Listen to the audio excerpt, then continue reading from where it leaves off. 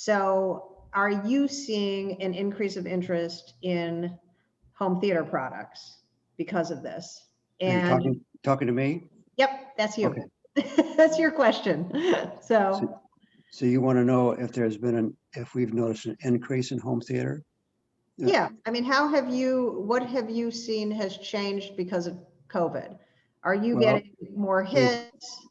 Go ahead. we have a strong readership, and since we don't charge anything, that hasn't changed. It's growing constantly, and we're getting more comments at the end of reviews now than we used to. Mm-hmm. And there are a lot of questions about room EQ, which is actually one of the questions that one of your readers had sent in ask, because people having so many channels, there's a tendency for these channels to interfere with each other, and everybody wants to know how to get the best out of it. And it was different when it was just stereo or mono back in the early 50s, and before that, it really didn't make any difference. And the hi-fi equipment wasn't all that good anyway. But now that everything has signal processing built into receivers, they want to have room EQ because the signal processors are already there. They might as well do more than just decode 7 to 9 to 11 channels. They might as well EQ it for the room so that the frequency responses from all the speakers integrate well. And because of the questions that I got about room EQ, I did a little research and I found out quite a bit. And apparently it's a big mess. A company that asked us to thoroughly review their room EQ software 2 years ago. We put in about $4,500 in man hours analyzing it, and at the end, it turned out the software just didn't work. So that came. I keep touching my screen because I get a bunch of menus that are popping up that I have to get rid of. So we had to abandon the project and just eat the cost of doing that, and that was 2 years ago, and the software is still not fixed. And from what I can see in the literature and online and various websites, is that everybody except for maybe Trinov is having some problems. And I think it's because the software that they offer is not built in to the receiver. So you've got to jump through some hoops to run the software and then somehow get the room EQ curves into the processor and have it compatible with whatever they're running for their codecs in the software, in their own software. And Trinov, I looked up because people seem to really have some very flattering remarks about Trinov. And the only problem I can see with it is the expense of a Trinov system. An 8-channel Trinov system is about $7,000, which is the SDP 55 that one of your readers asked a question about. So that was 2015, I think. And I saw now that they have the SDP 75. And I looked all over the internet to get a price on that. It kept saying, well, call for a price, and the prices haven't been announced. And I finally found one website that listed the price. And it's a 16 channel processor. And its advantages are that it's got everything rolled into one. You don't need anything else. It's got everything. It's got the software, it's got the hardware, and it's got the performance, and it does a good job. Now the price of the SDP 75 with its 16 channels is $45,000, which I think for most of us that's probably beyond what we're willing to spend. So I did a little research to find out what does the average consumer, which for most people that means mass market, because most consumers in audio are mass market consumers. And I said, what is the average expense for a home theater in the United States? And what I could tell, the average consumer spends about $2,500 for their entire system. TV, speakers, receiver, amplifiers, everything. Which means something like maybe a $500 subwoofer. Mhm. They spend maybe $800 on a processor and small speakers and things like that. And so and they're happy with it. And it's probably, my guess it's probably 7-channel, because that's 7.1 seems to be what's most popular. So $2,500 is the average consumer expense for a home theater. Well, for an audiophile, that doesn't buy much.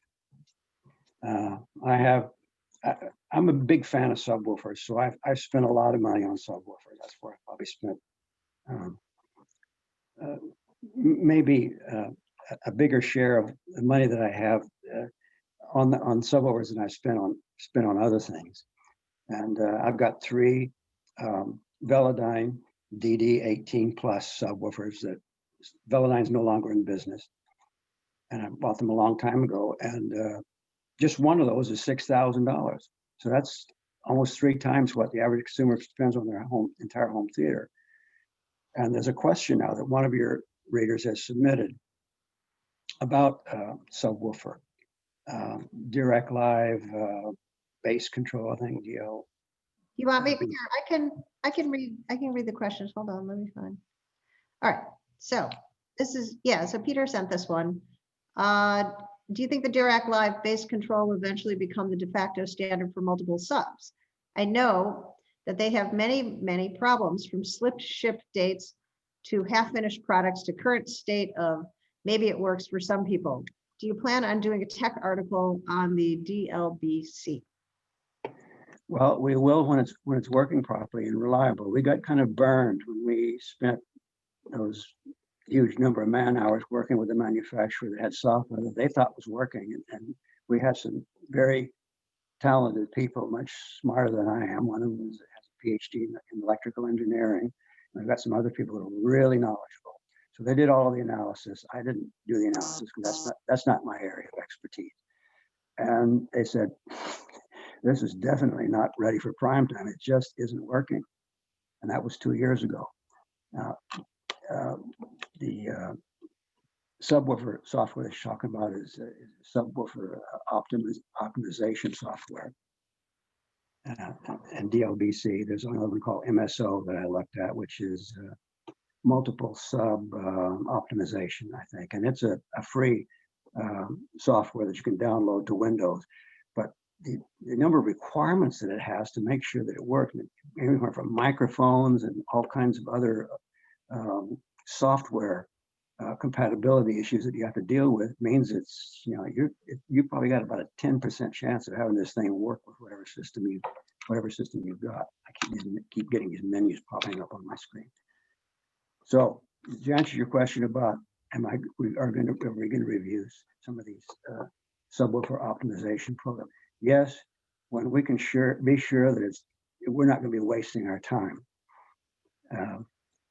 Since our magazine is privately owned, there were no complaints. We didn't make any profit that year, but that's just the way we are. If we were owned by a publisher, they would definitely not have probably allowed us to do this thing in the first place. But my opinion is that DLBC will eventually be one of the standards, but it'll be one of several standards. MSO will be one of the standards. And it's, like I say, free software. You can download it. You'll have to, if you want to search for it. I don't have a link. I could probably find one and send it to you. If you want to do a search on Google, you'll have to type in MSO subwoofer optimization software. If you just type in just MSO, it comes to something completely different. It doesn't list the software at all. It lists something else that MSO stands for. I guess that's more common. So that's the search that you have to do, and that's free software. So you can download and fiddle with it, even if you don't have a processor, you can fiddle with it. Mm-hmm. But the DLBC, yeah, that's an expense that goes through Dirac. It's an option. Dirac has its main software, and DLBC is an option that you can pay for that. So if you've got a receiver or a processor that's running Dirac, then yeah, I would download it, and I hope that I don't have a processor that would handle that. So, but if you download it, I would hope that they will allow you to download it and try it out before paying for it, like have 30 days to try it out rather than paying for it and then, you know, having a rage attack when it doesn't work and you have to demand your money back. It doesn't work. But I would think that if you have Dirac software and a processor that has Dirac software, the LBC probably will work. I'm sure there's going to be bugs, but it probably will work.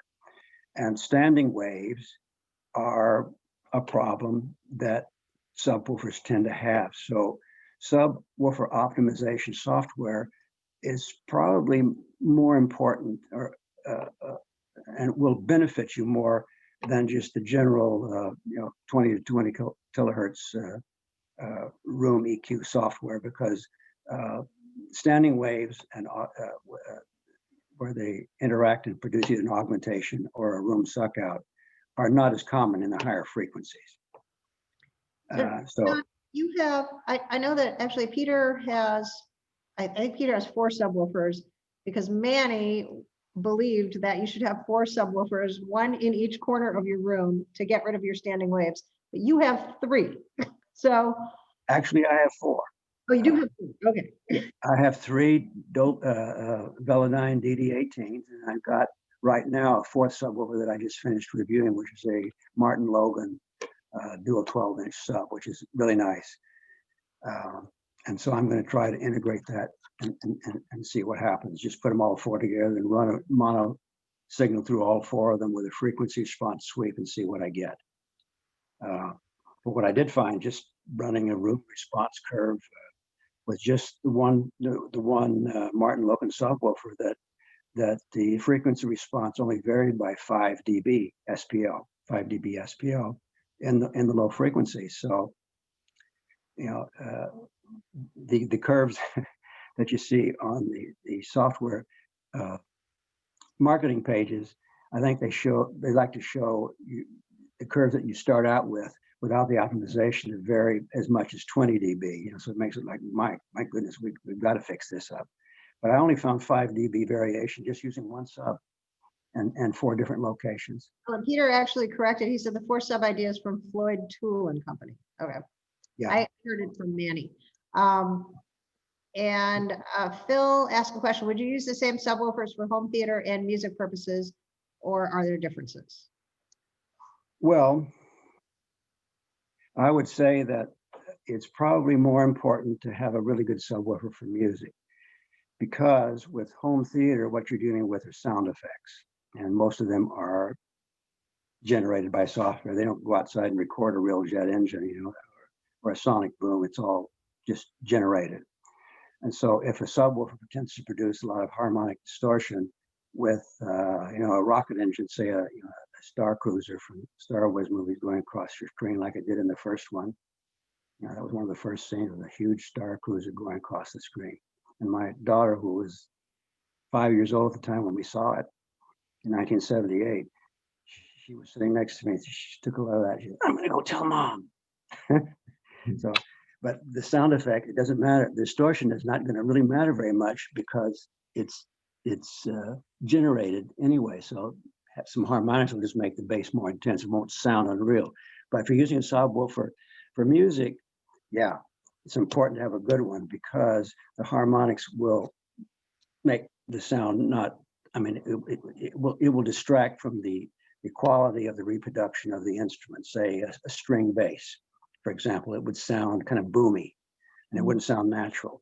Whereas if the sonic boom that's generated by software for the special effects in movies, if it has harmonic, it'll just sound boomier, but it won't sound unnatural. So my answer to your question is, if you're going to use a subwoofer for music, get a good sub. And that doesn't necessarily mean you have to spend a lot of money. But what I have found is a big driver and a big enclosure makes a difference. Because if you're trying to do this with a single 12-inch driver and a small box, it's going to have harmonic distortion when you go down to maybe 20 to 30 hertz. Whereas if you have, and so my Velodyne subs use an 18-inch woofer that has servo feedback. So it's got a little servo feedback device mounted on the driver. And what happens when the cone starts moving, if it looks at what the signal is and it compares with what the driver is doing. If there's a harmonic distortion in it, it feeds back to the amplifier and inverts the signal and cancels out some of that distortion. And it does. It works pretty good. I could get 15 hertz at maybe 90 dB with only 4% harmonic distortion. And that's another. I'm sorry, I'm going to move my camera around. The sun is changing here. We don't see those. John, we had a question. Steve had a question.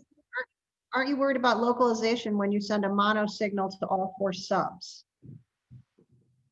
Localization? You mean I can't hear the. So if the sound is supposed to be coming from the front, it's not going to do that because I've got 4 subs in surround situation. Is that what he's asking?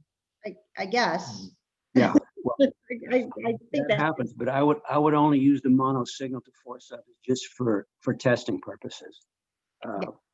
For actual use, I've got I don't have subs in. I've got 1 sub in the left channel, 1 sub in the right channel, and I've got the third one handling the bass from the rear. So the 4 in mono is just for testing. That's what the MS software has you use. You got to connect them all together to start out with. So you're using a mono signal, and it's not necessarily going to be easy to get all 4 of your subwoofers receiving a mono signal if they're coming out, if they're connected to different jacks on the back. You got to make sure your receiver software will let you do that. And I don't know if all of them will let you assign a mono signal to all 4 subwoofer outputs. I mean, I haven't looked. I don't know. I can do that at home. I just use cable splitters to get what I want. Yeah. So 4 subs in mono, that's just for testing. I do suggest having stereo subwoofers. It makes a difference. I like it very much. Okay. Here, I have another question from Peter. You once did a multi-part analysis of components used in the Emotiva XBS1 analog preamp, which I found absolutely fascinating. To the point I bought both the first iteration and the second. Do you plan to do this in the future with other audio devices? I really enjoy the technical articles you post. Will these be increasing in the future? Well, that article had 4 parts. The first 3 parts were demonstrating, we're writing about the technology that's involved in surround sound processing. And each one of those parts was about 3 times the size of one of our regular reviews. And the 4th part was about the XPS unit and kind of a dissection of that product and how it met the standards that we discussed in the first 3 articles. And that article, those 4-part series took months to write. So there is another case, whereas if our magazine had been owned by a publisher that was in profit, they wouldn't have allowed us to do that product, that technical article, because it wasn't reviewing a product. It had no benefit to any advertisers or anything. It was just, we have to eat the expense, and they wouldn't allow us to do it. That doesn't bother us so much as the amount of time that it takes.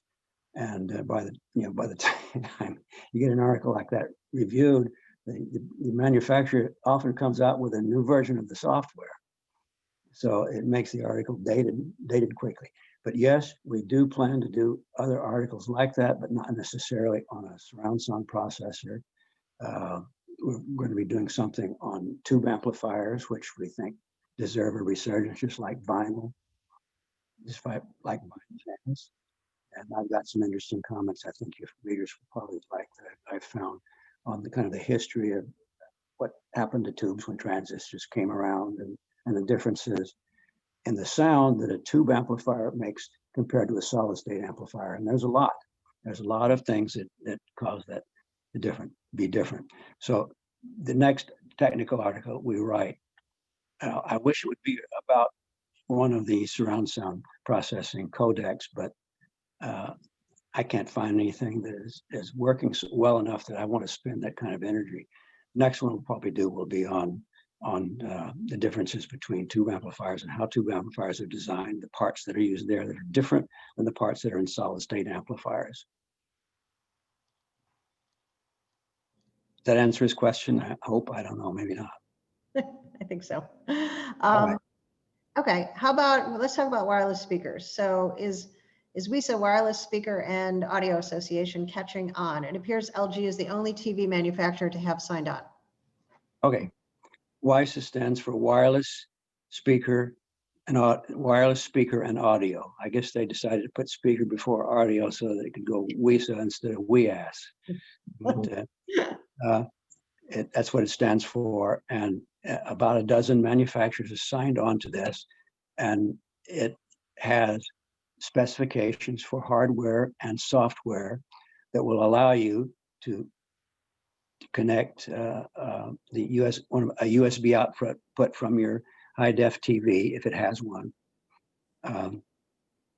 into a transmitter, which will then send I think it's 8 channels, 7.1 surround sound to all of your speakers. And the speakers are not really wireless, because what they will have, I'm sure, is for the amplification will be a switching amplifier inside.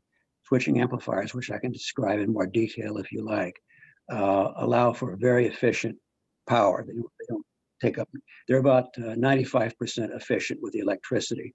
So the power supplies don't need to be nearly as big. The sun's shining here, move this again.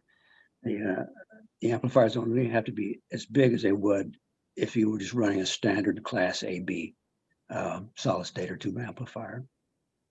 So they can probably get 200 to 300 watts into the enclosure of the speaker. So the wireless only means you don't have to run an RCA cable from your processor to the speaker. Speaker has to be plugged into the wall. So you eliminated one and you created another, because most speakers just take the speaker outputs from your amplifier to the speaker, and that's all you need. But with the wireless situation, your speaker will not be connected directly to your surround sound processor or amplifier, but it has to be connected to an AC wall socket. So this is fine for front, left, right, and center speakers, because you're generally going to have several AC outlets behind the TV. And in the rear of the room, no problem there either. Surround sound speaker is going to be near the back wall somewhere, so you'll be able to run an AC cord to those. The ones on the sides may be a little trickier, because for the side in my home theater, which I'll show you in a little while, sometimes I've got the side speakers up on the wall. And when I'm facing the TV, the right side has a fireplace there, where normally might be a floor standing side channel speaker. And I've had to put it up near the ceiling. And I've used 2 electrostatic speakers. They actually were designed for center channel, but I found they sounded so well when just the right side. I had them mounted up near the ceiling and had AC 120 volts brought in, which powers the electrostatic speaker bias voltage. So if I were to put, say, a WISA setup, and I could just stick those speakers up there and plug them right in, and it would be just fine. So like I say, you're eliminating one cable, but you're creating another. You got to have AC outlets. But I like the idea. There's about a dozen companies that have signed up, but right now it looks to be mostly mass market quality. And what I have found is that the general opinion is that this is not going to reach into the audiophile market, because switching amplifiers have issues that I think most audiophiles will not want to deal with. One of our members asked the question, what's your view of ARC software? Yeah, that's Anthem. It's still not ready for prime time, but I think it's going to be, and I think it's going to be really nice software. But we've tested a while back, and it's changed since then, so I don't know what the status is on it. But it's one of the contenders. You've got Dirac, you've got ARC. Mark Levinson has one which has been on the shelf for a while and not been used, as far as I know. You've got Odyssey, and you've got Trenoff. So there's some. Those are 4 contenders out there that I think will will survive. And what I have found is that, for example, Odyssey, as I remember, I think it was Odyssey I looked at, incorporated some Dirac and some Trinnov software. So it wasn't just their own software. Maybe it wasn't Odyssey. It might have been somebody else. I looked at so many of them, I can't remember all the details. But I personally do not plan to try and use room correction software, and because I think it's still just got so many bugs.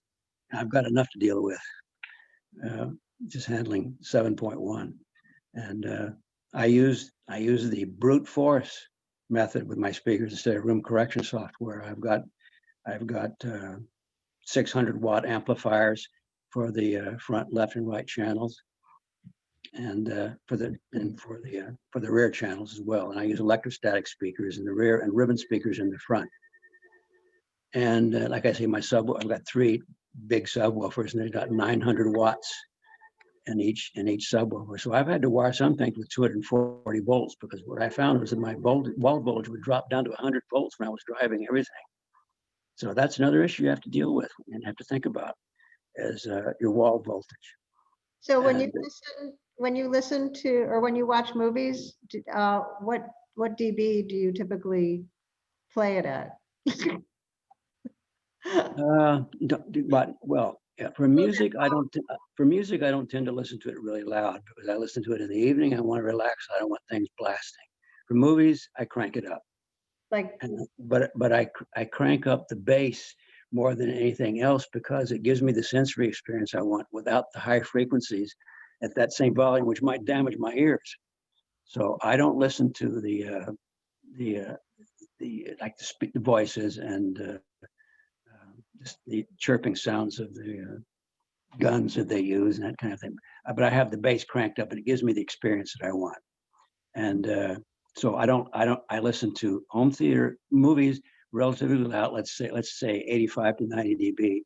But when I listen to music, it's more between 75 and 80 dB. Okay. See, I anybody that listened to my home theater at my house knows that I really like it loud. And I think I had been accused of hurting people's ears. So well, I'll vouch for that. I'll tell you something. If you have a way to, if you have Room EQ software or a way to adjust the frequency response, I would suggest turning down the frequencies between about maybe 6 kilohertz and slope it down up to 20 kilohertz. Just slope it down, and you'll be able to turn it up, because our hearing is most sensitive in the mid range for voices. And if you turn down the upper frequencies, you won't notice it very much, and it'll probably help save your hearing. I definitely turn the bass up. Yeah, me too. Yeah. So If it doesn't shake the room, it's not doing its job. Yeah, in my music listening room, which I converted my garage into, I have full range electrostatic speakers in stereo there. I don't have surround speakers there, because I'm just listening to stereo music and testing power amplifiers and speakers and things. And I've got 2 subwoofers in there that I use, which are Paradigm signatures, and they have each one has 6 12-inch drivers in it. Each driver has a 25-pound magnet, and it's a 5,000 watt amplifier. And the reason it's 5,000 watts is I've wired them for 240 volts, because I found when I used 120 volts, the voltage just crashed. But at 240 volts, I listen to music, say Copeland's Fanfare for the Common Man, which has got bass drum thuds at the beginning. Mm-hmm. I've got a neighbor who lives 2 houses up from me, and she knows that I've got this system in there. And she said one day she could feel her floor shaking. And she was 2 houses up. So she said, it must be John. She walked down the hill and said, yep, she could hear me playing my music in my lap. So those subwoofers were actually shaking the foundation of her home, 2 homes up from me. That's the kind of bass I like. Okay. Yeah. Man after my own heart. Okay, Steve has a couple comments. I think he's telling us that we are hurting our ears by doing this. So he said low frequencies are a problem for hearing loss if loud enough. Yes. I have been doing this for a very long time, and I have been also accused of having very good hearing. So, Yep. Well, females typically have better hearing than men. yeah. Women do have better hearing than men. I don't know why. I mean, Evolutionary wise, I don't know why, but they do. And so my wife has much better hearing than I do. And she was we bought some speakers recently, and we reviewed them, and then she said she wanted to buy them. And she said she was the one that said, we're going to buy those. They sound so good, and they do. But she has much better hearing than I. So Steve also had a question. Do you not use room acoustic treatments? So Yes, I do. you do, yeah. I use room acoustic treatments in the main lab where my garage used to be, and I've got it all over the walls and ceiling. And what this has done is eliminate standing waves. So I could do frequency room response for speakers, and it was flat all the way across because there were no standing waves to augment or cancel. And so, I mean, this is another issue that you have to deal with, the spouse acceptance factor, because room acoustics are not made in a way that enhances a nice living room. It's basically, it looks like old eggshell cartons and other things, and I put them all over the wall and all over the ceiling. And my wife said, "You can do whatever you want out there," but I mean, it's very ugly. They're not made to be attractive. So this is something we've recently hired a new writer who's a woman, and one of the things she's going to be talking about is how to keep your spouse happy with the equipment that you buy and what to do about it so that it fits in with the rest of the furniture. That's good. So I use room acoustics out there, but in my home theater downstairs, which I'll show you in a few minutes, which is part of our home, and we watch movies down there, and my wife does other things down there. No room acoustics on the wall and ceiling. Okay. Phil had a question. Do you listen to 5.1 music on SACDs in your home theater? Yes, I do. There is some 5.1 channel music. I don't listen to a lot of it because I don't have a lot of it, but it is available. And if you like to feel like you're sitting in the middle of the orchestra, that's great, because it does give you an entirely different sensory experience than just 2-channel stereo. But most of the music I have is just 2-channel. Okay, and Larry had a question. Larry, you could have asked your own question. What tips can you provide to help increase clarity of voices in TV and movie listening? I've noticed that too. The voice clarity is not always so good. Yes, and I think that's probably a part of the compression that's used in the audio. It's not something that you would normally get, say, if you're playing a CD in your hi-fi system, because you don't have all of that compression.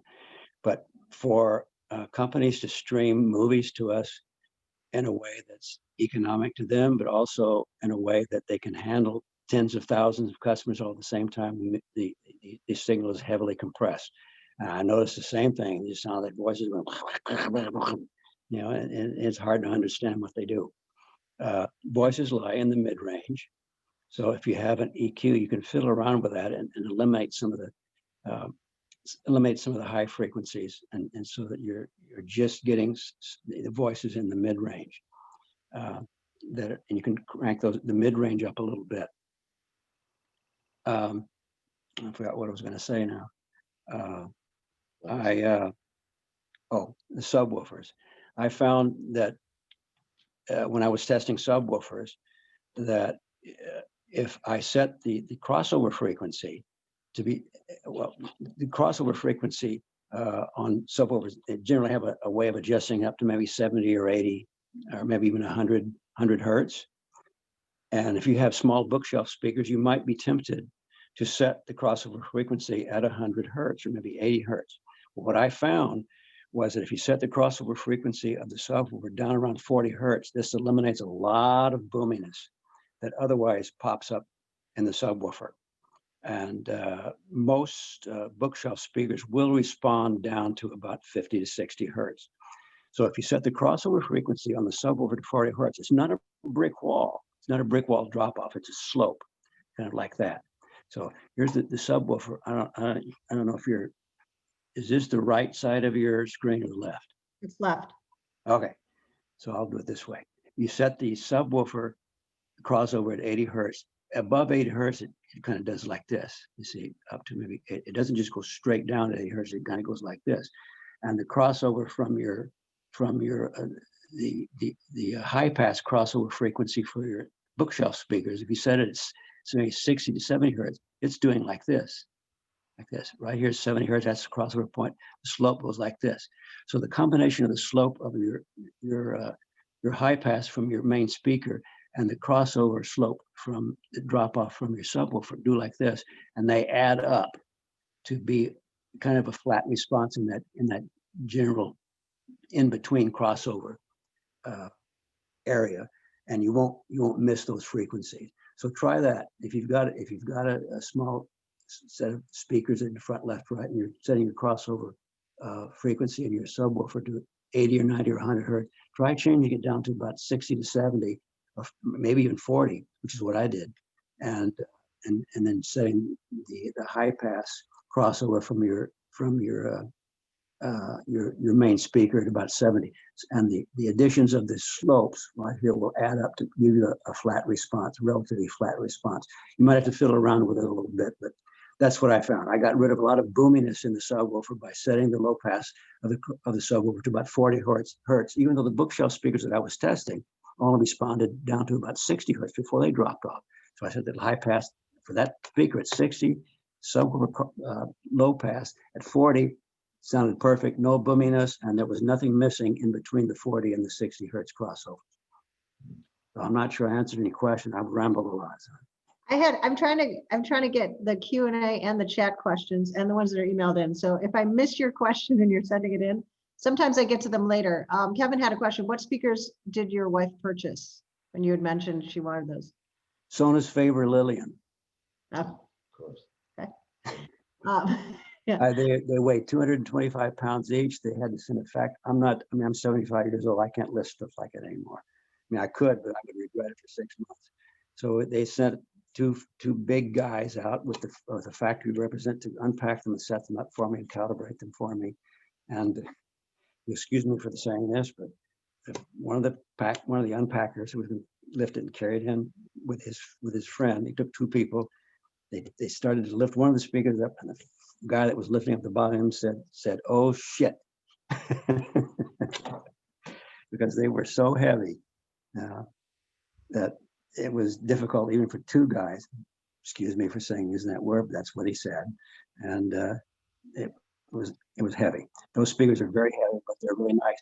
And yet, even though they've got I think it's a 10-inch woofer cone in the bottom facing down and another 10-inch passive radiator in the top, I still wanted to hook a subwoofer up to it, even though it responded down to deep frequency. But what the point I want to make here is those are very big speakers, but even a really big floor standing speaker cannot deal with the really deep bass. It just can't be engineered into the enclosure. So even though it had these 10-inch drivers in there, it couldn't go down to 20 hertz. But I only listen to music with those speakers. They're not home theater speakers. And if they were, I would have a subwoofer. But I wanted to put a subwoofer in there because even though music doesn't generally have any instrument that goes down to 20 hertz, I was missing that bang that I get with the Copeland fanfare to the common man. So I put two subwoofers up there, two small ones, they were 12-inch, one on the left, one on the right, and tuned them so that the crossover was 30 hertz, and prayed that she wouldn't notice, but she did. And I had to take them out. So she thought the sound, it made the sound muddy, which is what is going to happen. If you've got deep bass, shakes the windows, and it'll interfere with the other sound waves clarity, because you've got these big, heavy 20 and 30 hertz sound waves trying to ride along with sounds and voices at 300 and 1,000 hertz and up to 3 kilohertz and so on. And it's going to interfere with that, and it's going to make the sound muddy. But I like deep bass so much, I would have been willing to put up with it. My wife said, nope, those go. So other than fanfare for the comment, what else do you listen to? Is it mostly classical? Oh, Or yes. When I listen to classical, I always mention Copland's fanfare because it's the one recording track that I've got that makes use of a big subwoofer. Most of classic music, you don't need a subwoofer. 40 hertz is fine because you have the string basses and they go down. I haven't measured the frequencies for a low tone on a string bass in a classical orchestra, but you don't really need anything below about 40 hertz to listen to music. I listen to mostly classical music, mostly Baroque classical, which the Baroque period was from 1600 to 1750, and it had musicians like composers like Corelli and Torelli, and there was a lot of Italian composers writing stuff for the Baroque period. And I like it because it's very relaxing. It's not something where you can whistle along or hum along the melody. It doesn't have that kind of a melody that sticks in your mind, so it doesn't distract me. I can read, I can look at my phone messages and stuff and hear the music in the background, and it just has a very soft, relaxing quality to it. I don't listen to an awful lot of the classical period composers like Beethoven, Mozart and stuff, but I do have some stuff from them. And I also listen to a lot of classical jazz. I like the jazz musicians from the 1950s. My favorite jazz artist was Art Pepper. He played alto saxophone, fabulous musician. And like a lot of musicians from that period, he had tremendous drug problems and was in jail for drug use. A lot of those people from that period, movie stars too, had tremendous drug problems, and he did. But he was a fabulous musician. Art Pepper. If you stream music from say Qobuz or Tidal or anything, type in the search engine Art Pepper, and you'll pick up some fabulous albums from him. He was a fabulous musician. But I also listened to John Coltrane, who was a tenor sax player, and I listened to some others who were trumpeters and stuff. But Art Pepper is my favorite. Now that kind of music I can't sit and read or look at my phone because it requires focusing on the musicianship and the melody. Baroque classical when I'm relaxed, jazz when I'm maybe eating my lunch and listening, and I can focus on the music. Okay. So mostly jazz, mostly classical. I don't listen to an awful lot of the modern music because too much of it is electronic, and I don't really like that kind of stuff. So jazz and Baroque classical are my favorites. Cool. Okay, Larry had a question. How worthwhile is it for a budget system to include a DSP in either the subwoofer, power amp, or separate component? I'm sorry, I didn't hear your entire question. So how worthwhile is it for a budget system to include a DSP in either the subwoofer, power amp, or as a separate component? Well, DSP is not very expensive anymore. I reviewed a subwoofer some time ago that had DSP in it, and it communicated with my phone using a free subwoofer download software program, which I can't remember right now. I could look it up for you, but it allowed me to EQ the bass, which is what I did. It had a little menu you could click on, and it would have a line, and you could drag the line up and down where you wanted to have it boosted or cut. And what I did with it is, because I was using that was the subwoofers I was using with the son's favorite Liliums, and hoping my wife wouldn't notice, but she did. And I ran the cutoff right just above about 25 hertz. And that allowed me to crank the bass up because it was not dealing with 35 hertz and 40 hertz. It could focus on the really low frequencies. And I found I got reasonably low distortion by using it. So it was a relatively inexpensive sub. I think it was like $11.95 or something, which to me is an inexpensive sub. I don't know what your reader, your viewer considers a low budget subwoofer. I know they have some that are out there that are $500, and I don't recommend something like that. I recommend saving your money and getting a good subwoofer. You you really will be much happier with it. So this was a $1,200 sub, and I ran the low pass just about 30 hertz. So it was just focusing on the really deep stuff, and then I cranked the volume up, and it gave me what I wanted. So I think your viewer wanted to know about budget subwoofers. Well, it depends on what he considers budget subwoofer. To me, an $11.95 subwoofer is a budget subwoofer. What's DSP in budget systems? Okay, budget system. Mhm. So if you to focus on a budget system, 11.1 receiver, not bothering with the 9.1 or 11.1, and it started out as 5.1 and then went to 7.1, which seems to be the most right now. More L receivers have that 9.1, 11.1, and so on. And what's happening in the mass market arena now for receivers is that they are using switching amplifiers, because some of these have like 11 or 13 amplifiers built will deliver maybe 100 watts. Well, the only way to do that in a receiver is do it with switching amplifiers, because to try to do that with AB, class AB circuitry, the receiver would weigh 300 pounds. You know, and so even with switching amplifiers, it's going to weigh 40, 50, 60 pounds. So I would look for a 7.1 receiver, and if you can get the specifications on, and ask maybe some questions from the manufacturer, are using switching amplifiers, I would say you're going to get more for your money by using a switching amplifier for the amplifier section. And I can describe what switching amplifiers, how they work. So you might be able to get a receiver for, say, maybe $700 with switching amplifiers in it that has 7.1 channels.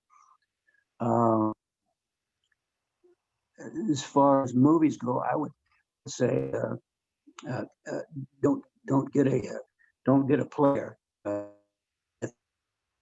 at first. If you really have a budget, you want to spend all your money at first. Don't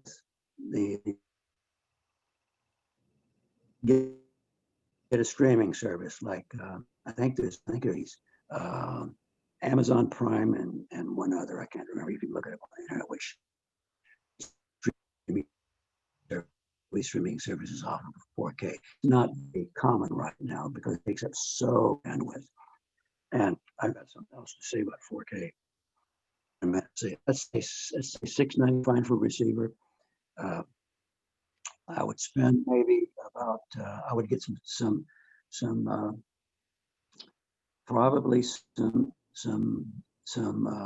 stand mounted speakers rather than floor standing speakers, because whether you get at that price range, say like let's say $6.99 for a pair, in that price range, it's not going to make an awful lot of difference whether you get floor standing or stand mounted speakers, just because the limitations to the manufacturing that can happen at that price. For the floor standing, you probably end up with a tweeter, say 1-inch tweeter, and probably a couple of 6-inch mid-range and woofers with a port at the bottom, whereas the stand-mounted speaker will have the 1-inch tweeter and maybe 1 6-inch or maybe a 7-inch woofer in it, and there's where you use your subwoofer to make up the difference, and you'll save money and probably get a better sound out of spending the amount of money for the stand-mounted speaker, which is smaller, has less wood in it, less drivers, but the quality of the drivers and the enclosure will be higher than if you try to spend that same amount of money on floor standing. The sound won't be any better if you spent the money on floor standing. And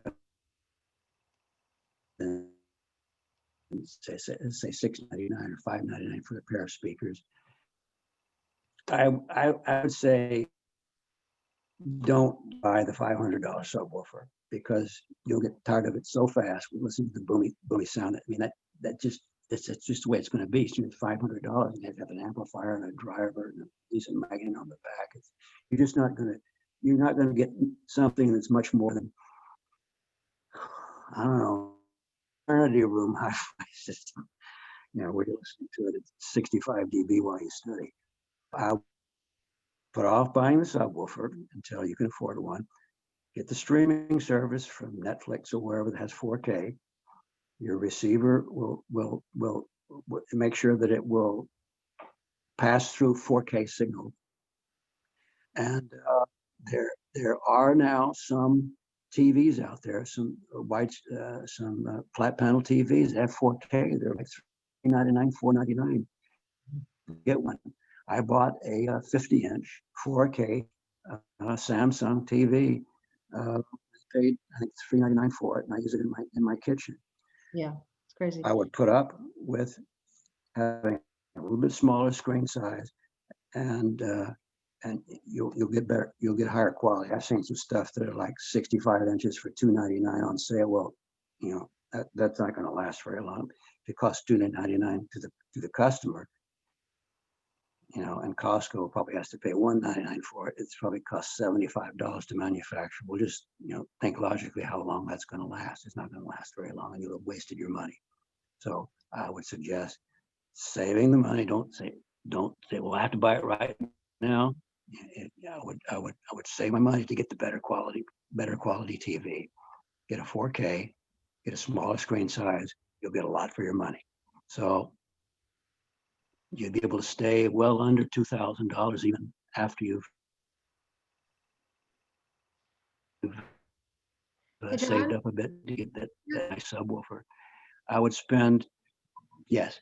You seem to be cutting out. I'm sorry? It seems like you're cutting out. I don't know if that's my internet or yours. Larry, does it look like he's cutting out? Or... Yeah, he's breaking up. Yep, for sure. Yeah, something happened. Something's going on with your signal. You're breaking up. I don't know. If you could, you were doing great for a while, but now it may be. Yeah, you're breaking up too. Yeah, I think your signal got weak all of a sudden. I don't know if there's. I haven't moved anything, so I don't know what's going on. That's what's weird. It was great. Well, maybe if you moved around, it might be a good time to maybe try to move around and do and show us your system. And then maybe the signal will get better if you move. All right. Can you hear me now? Is it okay? Yep. Okay. How's the signal now? It's actually seems to be better. So okay. Maybe the phone just wanted you to start moving. That picture of me on the wall there is when I played drums in college. I was in a rock band in those days. Anyway, so here's my home theater.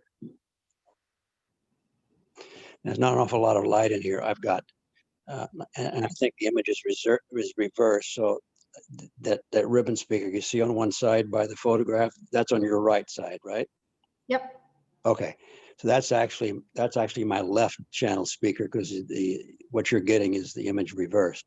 So it's a ribbon speaker. It's a Carver that I bought about 25 years ago. It's got 4 12-inch drivers and a 60-inch ribbon on the far right side of it. The black part is the grill cloth for the 4 12-inch woofers. And when I bought those 25 years ago, Carver was selling them for $2,500 a pair. So now stuff like that's $25,000. I mean, it's just, I don't know what's gone on with the manufacturing, but equipment has gone through the roof. It's very difficult, you know. So I've got ribbon speakers on the left and right. Let's see, I'm having to look over the top of the phone to get the image. So there's my right channel ribbon speaker. Down at the bottom is let's see if I can get, I've got this in you can see this is a Martin Logan center channel electrostatic speaker.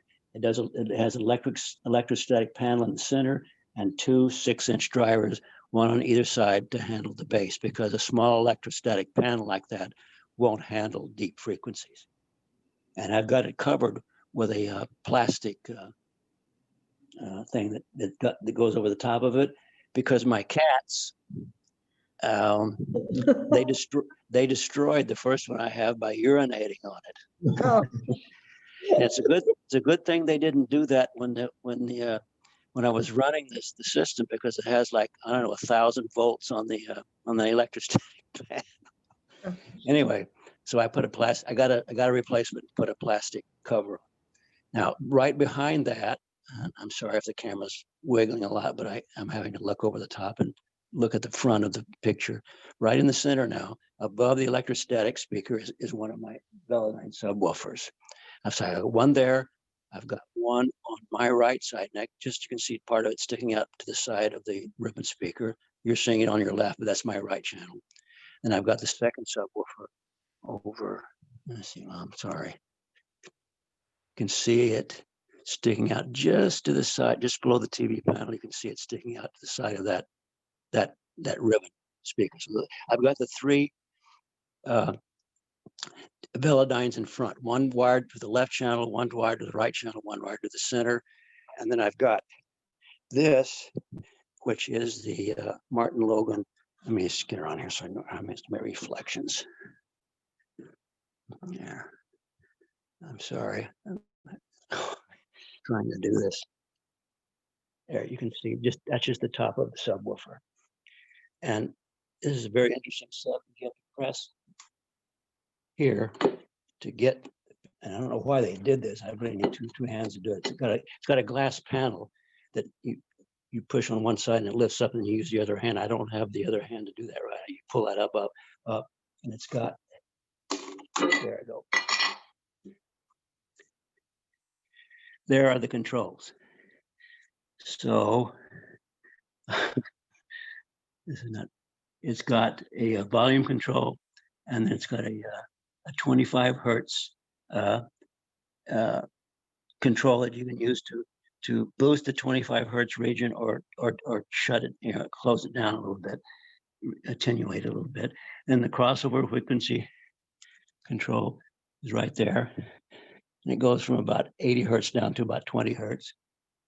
And then down here, you can adjust the phase. So that's another thing that's interesting to be able to do in subwoofers, is adjust the phase so that it matches up with the rest of the sound. So that's the Martin Logan sub that I reviewed, and it's huge. I mean, it is really big, and that's what it takes for deep bass, is a big enclosure. It's got a 12-inch driver on. I can't get it off. I can't get the grill cloth off. It's got a 12-inch driver under here, and the other side has a 12-inch driver, and they're driven so that each driver goes out of the enclosure at the same time and into the enclosure at the same time.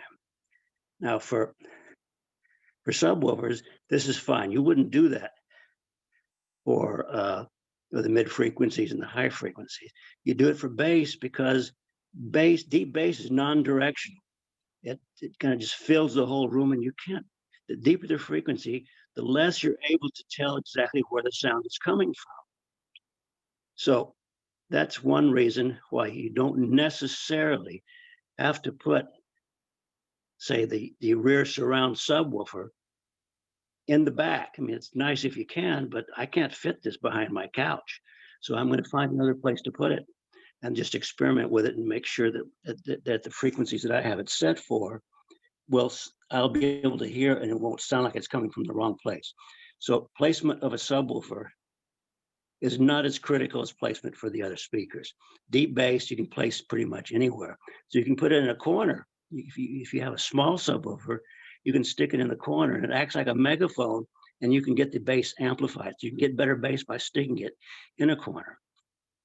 So that's the subwoofers. Now, this is the right side of my home theater room, and there is the surround, the side channel speaker up on the ceiling.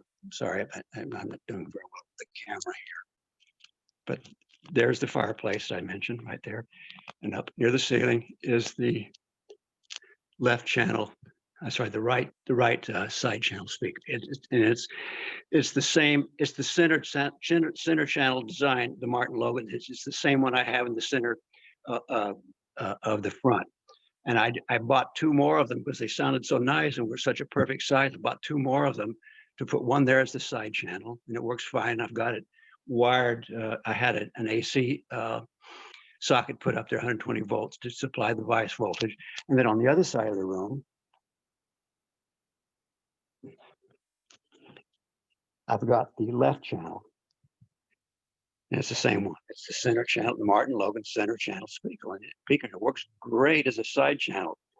And when I bought them, I wanted 3 of them. And the sales department said, "What in the world do you want 3 center channel speakers for?" And I said, "I'm going to use 2 of them in the side channel."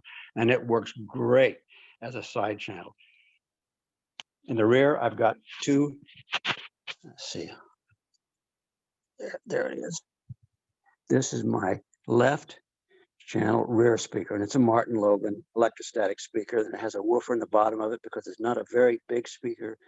And the smaller they get, the more you're going to be dependent on a cone driver to handle low frequencies. Because electrostatic panels consist of a plastic membrane that's charged with a voltage, static voltage. That's the way they work. And they don't move very far forward and backward, so they don't move a lot of air. So the smaller it is, the less bass you get. So for one that's this size, which I think is about maybe 5 feet tall, maybe 12 inches wide, it's got a 12-inch driver and bass to handle the bass frequencies. So that's my rear channel. There's the one on the other side. Can you see it? There it is. Let's see. I'm sorry, this is not exactly a William Wyler production. There it is. That's my right rear speaker, and it's the one that matches the left. So I'm using electrostatic speakers on the side and in the rear, and I'm using the ribbon speakers in the front.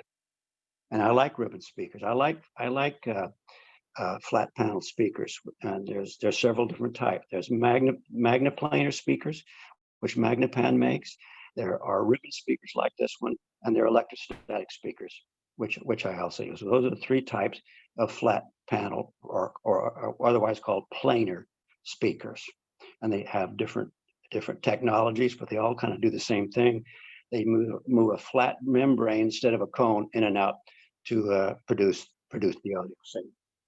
And I've got a back up. I'm sorry. Yeah, there it is.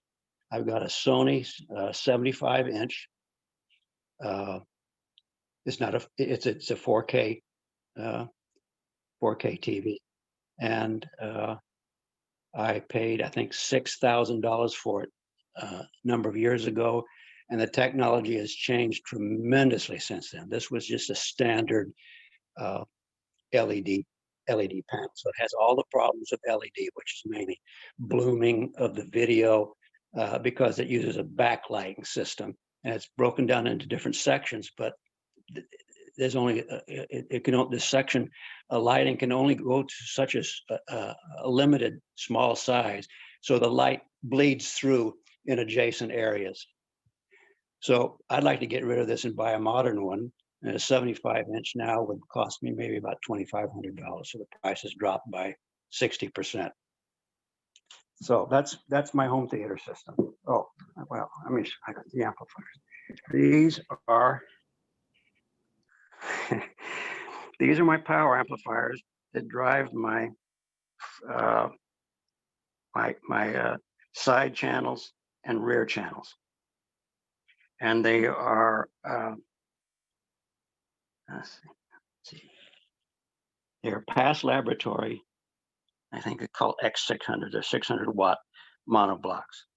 So they sit over on the right side, and my cats like to lay down on top of them because they get nice and warm. I've got a Class A. Where is it? Here it is. Class A power amplifier has 6 channels of amplification in it. And I use that to drive the front, left, right, and center. Cone speak. The disadvantages of planar speakers are that they take more power to drive. They're very inefficient. That's why I use 600 watts for the sides and rears. The fronts, I have ribbon speakers, which are a little bit more efficient than the electrostatics, and I haven't had any problems with using this amplifier to drive them. This amplifier puts out 200 watts per channel, and it drives the center channel just fine.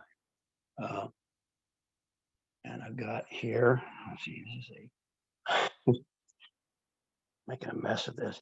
This is this is something interesting you might find interesting.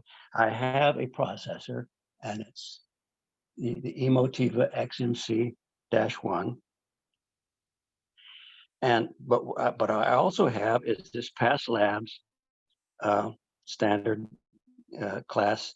It runs in Class A. It's a preamplifier. It's just a 2-channel stereo preamplifier, and I'm not happy enough with the sound quality of the left and right channel just going through a surround sound processor when I'm listening to music. So when I'm listening to music down here, just through the front left and right ribbon speakers, I have this looped through to the processor so that I can run the stereo signal through this pure Class A preamplifier to the power amplifiers, and I get audiophile grade sound for just listening to music. What else I've got up here?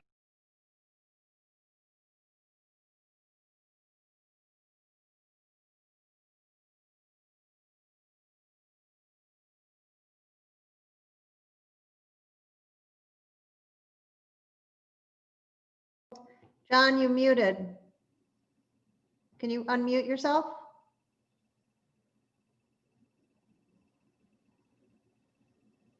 Yeah, you're still muted. You must have. Hey, Jay, can you unmute him? Is there a way that you can unmute him? Wait a minute. Are you okay now? No, you're good. Okay. Yeah, you cut it right when you went to the Oppo. Where did it cut out last? So I have to repeat. Where are we? It was when you went to your player, the Oppo. Oh, right. Okay. I don't know why it went muted. I don't know why either. This is an Oppo 4K player, and I'm really disappointed that Oppo went out of business, because this was the best. This, to me, is the best 4K player that's still out there. Yeah. Its only drawback is that it was manufactured early on in the 4K market.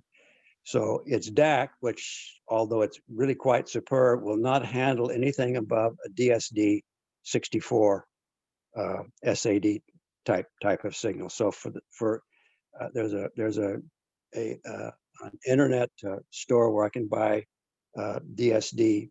Its originals are recorded in DSD, and it has DSD 128 and DSD 256 music. I can't play that through the Oppo, but I can play DSD 64, which is just standard SACD through it, plus, of course, 4K movies. And I think that's the best 4K player out there.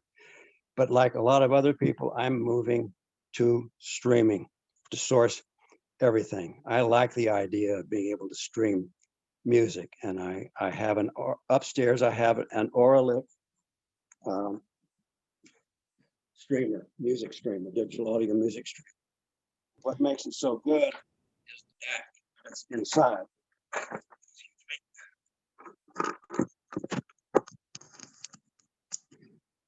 It's about $2,000 for the streamer. And what makes it so good is it's got a DAC in it that reclocks the incoming digital signal. Now, digital audio streamed has a lot of jitter. That's just the way it is. Every time I've looked at a DAC review in any magazine, and they compare the jitter between the USB input and, say, a coax input, the jitter is way higher coming off of USB through the computer. But what the Auralic does is it reclocks the bit stream so that it gets it back so that it's perfectly accurate and there's no jitter. And jitter is a problem that can really screw up the sound if it has a lot of jitter. So I like that particular streamer, and my wife and I are so happy with the quality of the music that I can't hear a difference between that and just playing music from a CD or off of a hard drive. So now we listen to mostly music, including the Art Pepper jazz that I like, and the Baroque classical music. We listen to streamed music from Qobuz. I've also tried Tidal. Tidal is like $19.95 a month, and Qobuz is about, I think, $14.95 a month, and they supply the same thing. They both supply high-res music when the music album is available, say at 24 96 or maybe 2490, 192. Most of it's standard CD, which is 16-bit, 44.1 kilohertz sampling, but that's okay. And I can't hear a difference. So we're moving toward listening to everything on streaming. That's where the music industry is heading. It's all towards streaming. You know, Warner Brothers is just announced that all of the movies released in 2021 will be simultaneously released to the commercial. Are you okay? Yeah, We okay? yeah, for some reason, when you're in that spot, you cut out. You were better in when you were walking around. I don't know why, but that one particular location seems to make you cut out a lot. Are you okay now? Is it better now? Yeah, it is. It is. Is it okay? Better now? Okay. I think so. Yeah, I don't know why when you set it down, something happens. It may just be it's nearer my keyboard or the TV, which has RF interference. We did have a question before about how the studios are supporting home theater versus projection, and that kind of keys into what you were saying with Warner Brothers releasing everything on HBO Max this year. Yeah. Warner Brothers is releasing all their 2021 movies simultaneously on streaming and at the movie theaters. Now, of course, the movie theaters are having a fit about this. Oh yeah. But they're ready to go out of business even without that issue coming up. But they're unhappy about that, of course, and I think they're trying to create legal problems for the studios in doing that. Maybe according to perhaps contracts that they've had in the past. And that's to the reader's question about home theater support by the studios. They are supporting it well. There is some really high number of channels, soundtrack codecs that are available, but those are not as popular with the studios. Of course, it costs the studios a lot more to have this engineered, and of course the theaters have to have the 16 channels or whatever it is, speakers all set up. So my guess is that the studios may engineer the high number of channels, but they also have the files available for theaters that don't have that number of channels. And frankly, 7.1 is enough for me. There are height channels, there are width channels. So Peter had a question of, have you tried Aura 3D? 3D? Or Aura 3D. Are you talking about 3D video now, or? No, it's called Aura 3D. It's got like the voice of God speaker above your head. It's like Atmos, but with another speaker above your head. Yeah, you're talking about on the ceiling? Yes. Yeah, you're right. Yes, I've seen that advertised too. I have not gone to a movie where there was any sound coming from the ceiling, so I've never personally heard it. I have some suggestions for the studios. That is the AMC movie theater that I watch my movies at, which is downtown here in Redwood City, and it's a big chain. Once they went to digital, what happened was that the word widescreen now means nothing, because all the movies are shown at equal width rather than equal height. In the older days, when we had true widescreen, which was Panavision and CinemaScope and Technorama and the others, which were widescreen, it was equal height. So the movies for the 40s was an aspect ratio of about 1.375 or something like that. And then we went to CinemaScope, and the screens were really wider. The height of the movie projected on the screen was the same as it was with the old style, but the width was twice as wide. What they've done now, at least in the AMC theater that I go to, they just show the movies all at equal width. So what happens is they've got the projector bulb turned up so bright that I can see the black bars above and below the image in a 2.40 to 1 aspect ratio, which is like CinemaScope approximately. And so the movie is only about half as high as it otherwise would be, but it's the same width. So widescreen no longer has a meaning. And the brightness is so high, the black levels are terrible. The black bar above and below the image is gray, it's not black. So the colors are desaturated and it's too bright. It's so bright, I have to wear dark glasses when I watch the movie. That brings the black levels down so that they're black, but it doesn't fix the color saturation problem. And they've got the surround sound turned up so loud, I have to put paper napkins in my ears. And I thought maybe I was the only one who was experiencing this, but I've talked to one of my neighbors that, yep, same thing, dark glasses and earplugs.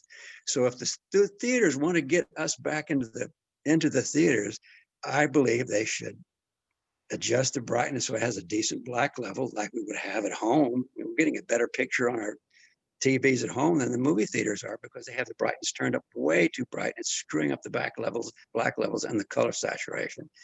Turn down the brightness and adjust the sound so that it's not quite so loud. Maybe add more channels. I don't think that's turn up the I don't bass. think that's enough to get people to come back in the theater. I think if they put a zoom lens on the projector so that a widescreen still means something and it's physically wider down in front rather than just the same width as a non-widescreen movie, which just looks ridiculous in a movie theater because the image is is not very high at all. I mean, and you're sitting back, but maybe 30, 40 feet in the theater.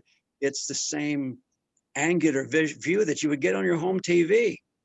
And the second problem is the modern movies, which are shot digitally on digital video cameras.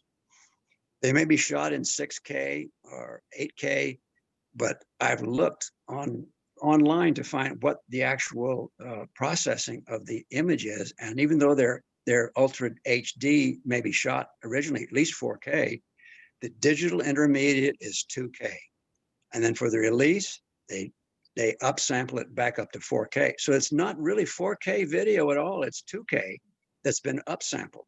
And the reason they do this, I believe, is because the CGI, computer generated imaging, is so prevalent in the modern motion pictures. It is terribly expensive to create. And if they were to create the special effects, the digital special effects in 4K, it would take 4 times the processing power of their computers to do it than 2K. So to save money and time, they downsample it to 2K, do the digital imaging, and then the finished product is upsampled back to 4K. All the old movies that I have that are in 4K, like Spartacus, which I recently purchased. They have the Alien, which has now been released in 4K, and some others, classic film. Those were shot on film. So it's 4K from first scan to the final release. It's real 4K stuff. But the new movies, they're the digital intermediate's 2K. So no matter what they're showing at the theater, if they have a 4K projector, it's actually a 2K image that's been upsampled. And that's exactly the same thing our home TVs will do. If we have a 4K TV, whatever we watch, even if it's NBC News, it's upsampled to 4K too. So the studios are just doing the same thing that we can do at home. I've stopped going to the motion picture, going to the theater because, like I say, it's too bright. The color saturation is terrible. The black level's terrible. The surround sound's too high, and the projected image is no wider than if I were just watching a regular movie. So it's the same thing I'm doing at home. It's letterboxed on my TV. I got the black bar above and below. I get the same thing at the movie theater, and it's a 2K image. Why go and spend $20 for my wife and I go to that, and $8 a box of popcorn and see something that I can actually see better quality at home? So I noticed it looked like, did you have a projector in your room? Yes, I do. I have a Sony projector, but it's just a 2K projector. I haven't upgraded to 4K. Have you looked at the new laser projectors? Have you tried any of those out? Yes, I think so. We have a video expert his name is Chris Eberle. He does all the projector reviews. We've done some 4K stuff. I don't know about laser. There's a lot of laser projectors coming out now. You know, they like 25,000 hour bulb. You never have to change the bulb, basically. There's no bulb anymore. And they do have true 4K. Yep, they have true 4K, but like I say, if you're watching a modern 4K movie that was shot digitally, the chances are very high that the digital intermediate for the studio processing to create the special effect is all done at 2K, and they've just sampled it at 4K for the 4K release. Mhm. So I'm really pissed about this. You can tell. Uh, Have you noticed the difference when you watch a movie streaming versus playing it on your Oppo, playing the Blu-ray on your Oppo? Yes, yes, there is a difference because there's some compression, but it's not enough of a difference that I would cancel all my streaming movies. However, I did read a recent article where the person said, you know, the quality of 4K from streaming is and the availability is not all that great. So you may be better off getting your favorite movies on a 4K disc and just playing it on your player. It'll be higher quality. You'll be able to watch it anytime you want, which is what I've done. Yeah, I've been waiting for all the classics to come out on 4K, like Star Wars. Now it's all available. Even the first set of 5 or 6, which were the ones back when Harrison Ford and Carrie Fisher were in there. They're all available in 4K, and those use 4K processing all the way from the original camera negative to the disc. So it's true 4K. Now, I want to say though that what I have found in looking at 4K releases of the old CinemaScope films, which use anamorphic photography, which means a standard, say a 50 millimeter lens, and then a 25 millimeter anamorphic lens in front. So what you have is the view is what sideways is what you see with 25 millimeters lens, which is wide angle, but from top to bottom, it's what 50 millimeter lens sees. So that's why it's squeezed onto the film. And what I have found, and that includes the Panavision, which CinemaScope morphed into. CinemaScope stopped making their own lenses, and the lenses were all made by Panavision, which were much higher quality. However, anamorphic photography has some problems with it. I mean, there's always a price for compressing. This is video compression. It's compressed sideways, so you've got a wide-angle picture that otherwise might be taking up a 70 millimeter width film if it were not squeezed by anamorphic photography. You shove that down onto half the film size that normally would otherwise take up. So what happens, what I found is the old CinemaScope movies and some of the Panavision too, included Alien, as I remember, when I looked close, even though it's 4K all the way, so it's true 4K from scan to the final disc. What I found was that the sharpness was just barely better. It was noticeably better, but just barely so with anamorphic film camera negatives. So my position is that 4K is as high as we need to go for scanning old classic films. For new digitally shot films, once they get to shooting digitally with 8K video cameras, and those are available now, and the lens quality has to be much higher there. But once they do that, and if they process it all the way through, and once they get to 4K digital intermediates, trying to get them to go to 8K, which is 4 times the processing power required that 4K requires. 8K will require 4 times the amount of processing power. So it's going to slow things down and require much higher quality processors, a lot more space, a lot more processing power. It's going to be really expensive.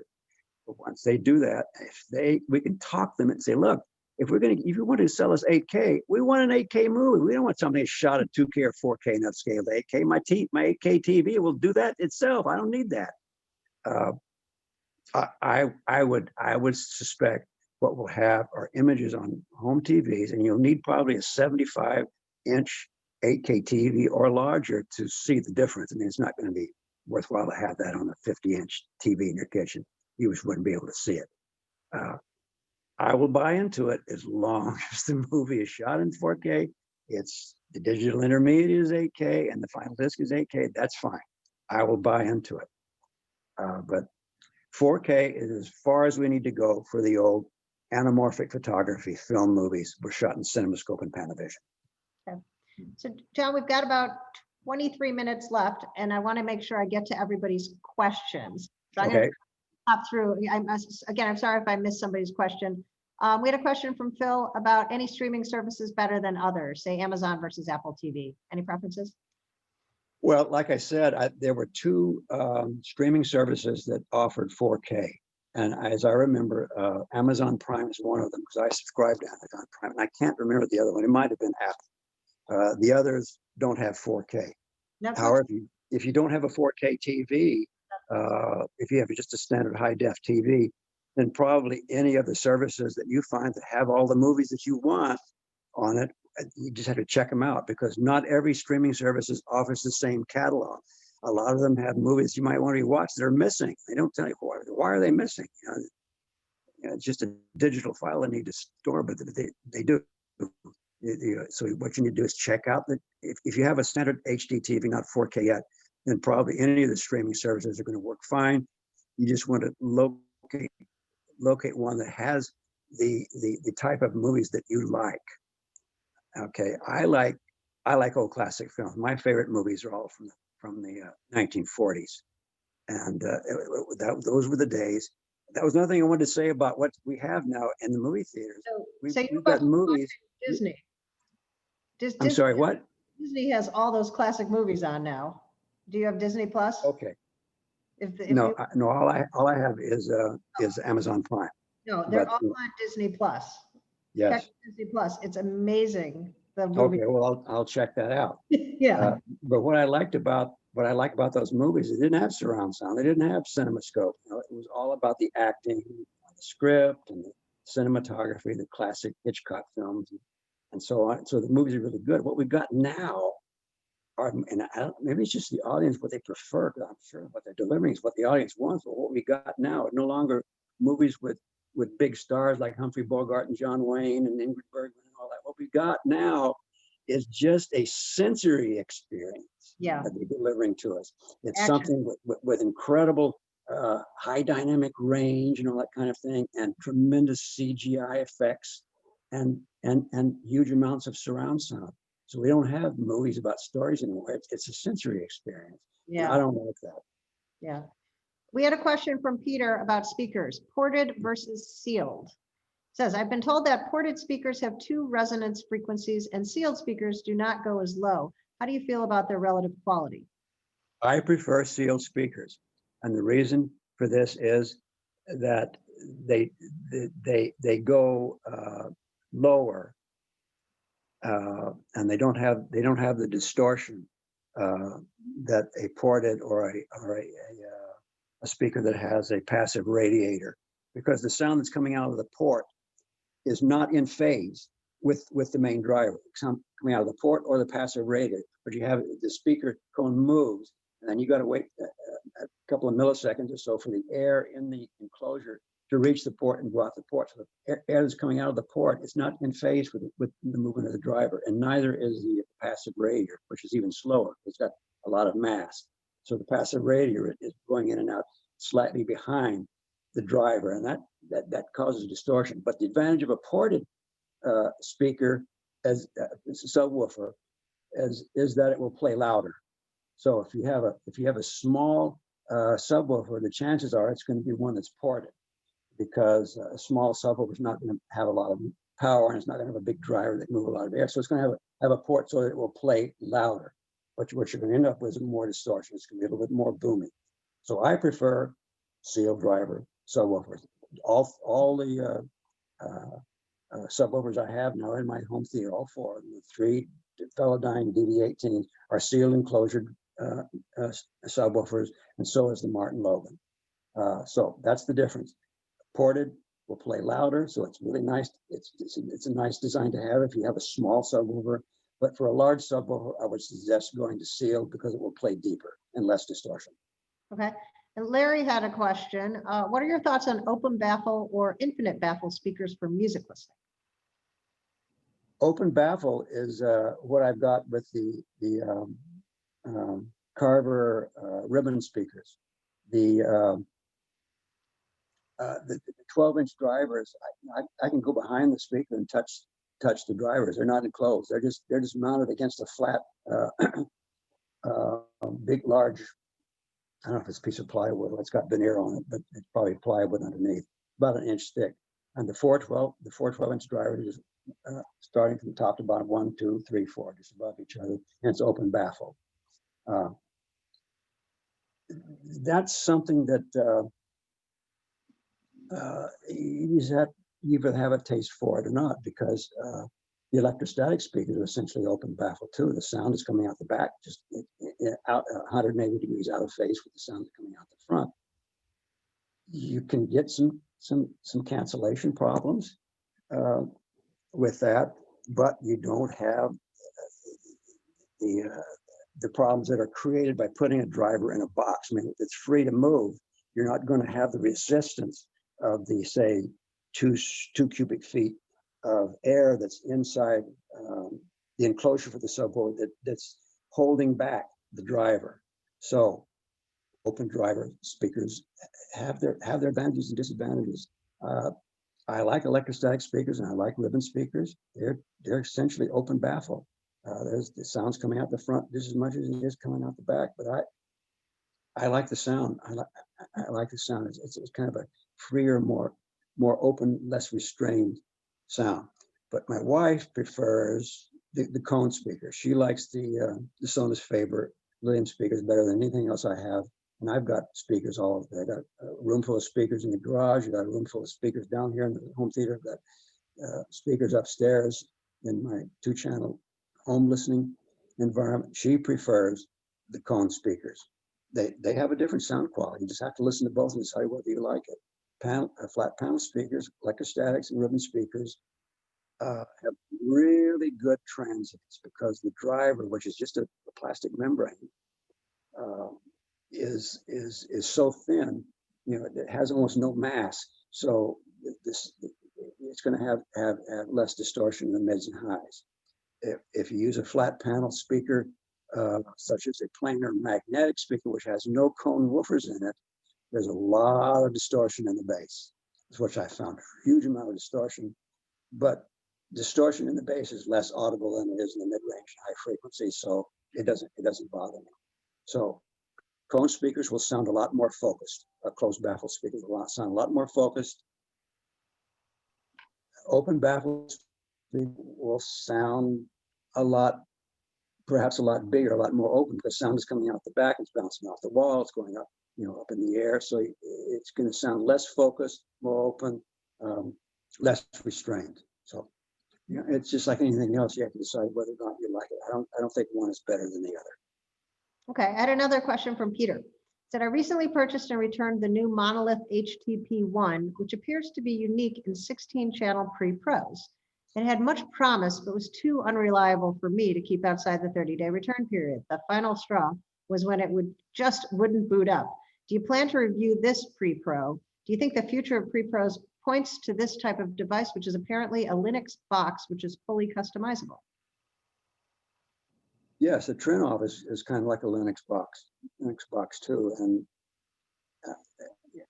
as I've said a couple of times, signal processing for home EQ is kind of messy right now.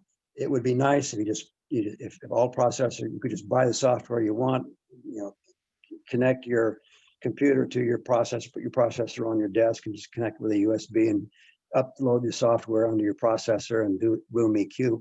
But it doesn't work that way. It's so complicated to room EQ when you've got 7 channels or 9 channels or 11 channels. The Trinov will do 16 channels. I think there's even one that'll do 32 channels. It becomes very, very complicated because you have not only speaker interacting with the room, you have the speaker interacting with other speakers. So, and you've got speakers that are projecting, moving an airwave towards you from the front, towards you from the side, towards you from the back. That they're pushing against each other. The sides are pushing in on the sides of the air pressure waves coming from your front speakers. I have not put any room EQ in any of my systems because it would be very frustrating. There's so many requirements of making that system work. So I'm not surprised your reader was having trouble with that system. They had trouble with all of them. I don't know about Trent. I'm reading more about that now, but it's a self-contained complete solution that seems to work pretty well, but I don't want to pay $45,000 for a processor. So we are going to review Room EQ software with room processors when we are satisfied that they are working correctly. Right now, there's too many problems. Okay. I don't blame your reader for returning it. Yep. We had another comment. If you played drums in a rock band in high school, you must have liked rock music back then. Why don't you listen to rock music now? I do, but it's my old albums. You know, I have a preference for Van Halen. I thought that was probably the best drummer in a rock band, and of course, Eddie Van Halen was an incredible guitarist. So that's the band I would have liked to have played in. So I still listen to Van Halen and some other rock bands. I don't listen to the Rolling Stones much or anything, but the kind of bands that they played when I was around were bands with a name like Paul Revere and the Raiders. I don't know, unless you're a little bit older fan, you might not have even heard of these guys, but those were the kind of bands we had names then. They got strange names now for bands that don't sound like they were even in the English language. But yeah, I listen to rock, but it's old stuff. I had a question from Bernie about your 240 wiring. Is it single phase or double phase? And then I had a question about what kind of power conditioning do you use? Okay. The 240 is fully balanced. I don't know if that's double phase or single phase. I think it's double phase. So there are a lot of advantages to 240 volts. One is that a subwoofer has unlimited dynamic power. So I mean, you can, like I say, my neighbor 2 houses up felt foundation of her house shaking. But when I plugged in, when I first got the speakers there to review, I used 120 volts. And I ran I think it was like a 15 hertz sine wave through it, at which it was reproducing. And I cranked it up and I blew up the subwoofer. It burned out because the voltage drop went down so low that the power supply exploded. And so I had to send that one back, and they gave me another one. And I said, what about 240? And they said that this particular subwoofer recognizes 240 or 120 automatically. You just plug in whatever voltage you have, and it notices it. So I plugged in the 240 volts and never had a problem. And I get just incredible dynamics. And I would recommend, I'm trying to get some of the amplifiers, the power amplifiers that I review, just regular power amplifiers, wired for 240 volts. Even just a 150 watt tube amplifier that I'm trying to get. I want them to wire that for me in 240 volts, because when it's producing dynamic passages where there's a real punch, a thump, or a high frequency, something that comes in like a triangle, high frequency triangle, or a snare drum pop, it will require full power just for maybe a tenth of a second. This having the 240 volts gives the power supply so much juice that the amplifier just sails through it. So I would recommend getting 200, especially for home theater surround sound systems. There's so much amplifier power involved. I'm trying to get the manufacturers to offer 240 volts as a standard option, and where it's not just using one phase, using say the hot on the ground rather than the hot and the negative on the ground, which is what you get for 240 volts.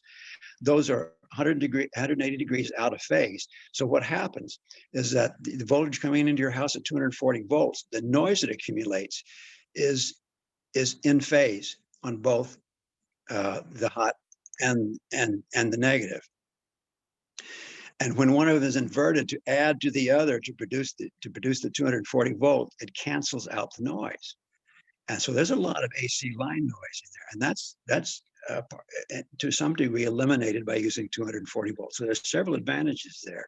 And another thing is, you've got your refrigerator and probably your oven and other things in the house that are drawing on that 120 volt line. a surround sound system with a lot of power like I have is going to just bury 120 volt. So I do use AC power conditioning. I use a Claris. I can't remember the model. They got several. It's their top one. But I cannot use that with power amplifiers because it will not deliver the current. I just use it for my preamp. I use it for my computer. I use it for other things that don't require 20 amps, you know, at 120 volts. So power conditioners for something like a subwoofer are not really very practical because they require a lot of current, and that will chew up, you know, the capability of your power conditioner unless you got one of these power conditioners. I think maybe my PS Audio that will handle 20 amps at 120 volts and not have a voltage drop. That might be worthwhile, but the problem is they're really expensive when you want a power conditioner that kind of output. It might be better to what I would do if I had to start all over again is I would have my entire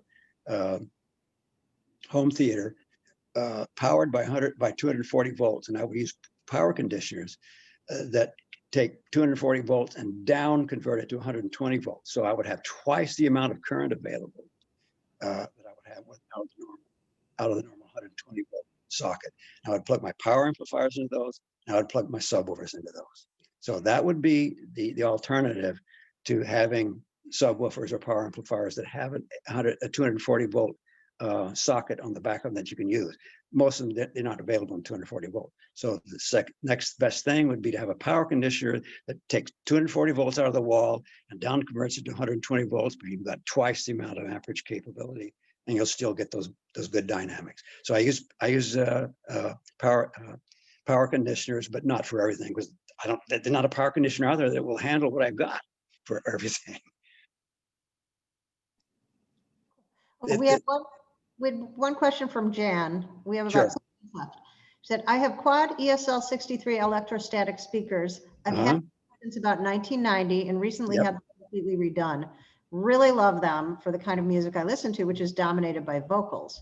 What are the best electronics for them, tubes or otherwise? I haven't tested that because electrostatic speakers are not very efficient. So I'm trying to get 160 watt tube monoblocks, but I would not test those in electrostatics because there's such they require more power to get the same amount of volume. I would suggest a higher powered solid state, and for the quads or any other electrostatic, I would recommend a minimum of 250 watts per channel, and it needs to be able to handle low impedances, because you get some low impedance as part of the curve on an electrostatic speaker, and that sucks a lot of current. You don't want to start clipping the amplifier, because amplifier clipping doesn't sound very good. And so I use 250 watts amplifiers as a minimum of driving just about anything. Now I have those 600 watt monoblocks driving the sides and the rears downstairs, but the front, left, and right, even though they're ribbon speakers and the center is electrostatic, I only have 200 watts per channel. And the reason I use those is because I can't fit any more of amplifiers downstairs, taking up all the space I've got. And secondly, like I said previously, I don't listen to movies really loud except for the subwoofers, and I've got so many of those. Even those don't have to be turned up very loud before I can rattle the windows. And Jan had a follow-up question. What is more influence on audio quality, a preamp or an amp? Well, I'll tell you what I use. I have a Balanced Audio Technology tube preamplifier. And fortunately, the audiophile grade preamplifiers run in pure Class A. That's very important. Getting a power amplifier that runs in pure Class A is really expensive, and they're really heavy. I've got two 300 watt pure Class A power amplifier monoblocks out in the lab in my garage, but each one of them weighs 300 pounds. And when you start cranking it up Class A and Class AB, the differences disappear because the speakers start producing so much distortion. But there are a lot of advantages to tubes. One is that generally tube products use film capacitors because the voltage on the plate is high, say, let's say 150 or 200 volts on the plate. And the plate is the positive charged terminal inside the tube. You got a cathode, which is the heated filament, and that's negatively charged. You've got the grid that's in between, and it's like a little screen.